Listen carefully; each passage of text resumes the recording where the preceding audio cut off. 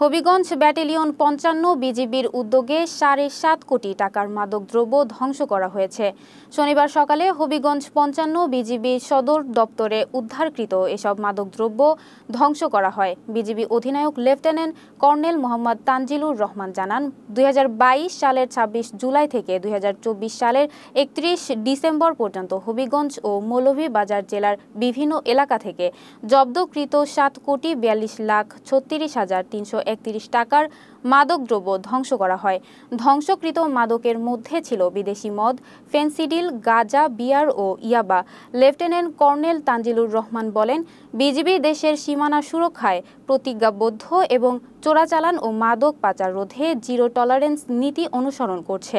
মাদক নিয়ন্ত্রণে সবাইকে সম্মিলিতভাবে কাজ করার আহ্বান জানান তিনি।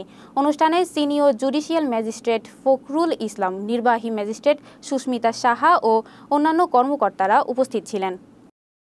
আমরা মাদকদ্রব্য চোরাচালান রোধে বিজিবির যে নীতি জিরো টলারেন্স, এই নীতিটা ফলো করছি, যার ফলে আমরা আমাদের দায়িত্বপূর্ণ হবিগঞ্জ জেলার চুনারঘাট উপজেলা, মাধবপুর উপজেলার কিছু অংশ এবং মৌলভীবাজার জেলার শ্রীমঙ্গল উপজেলার সীমান্ত এলাকা থেকে গত ২৬ জুলাই ২০২২ থেকে ৩১ ডিসেম্বর ২০২৪ পর্যন্ত যে বিপুল পরিমাণ মাদকদ্রব্য আটক করতে সক্ষম হয়েছে, তার মধ্যে রয়েছে প্রায় ২৪,৭৫৬ বোতল বিদেশি মদ, ৩৬,৫০০ লিটার চোলাই বা বাংলা মদ, ফেনসিডিল রয়েছে ৩,৪৮৮ বোতল, গাঁজা রয়েছে প্রায় ১০ টন অর্থাৎ ৯,৭৭৫ কেজি।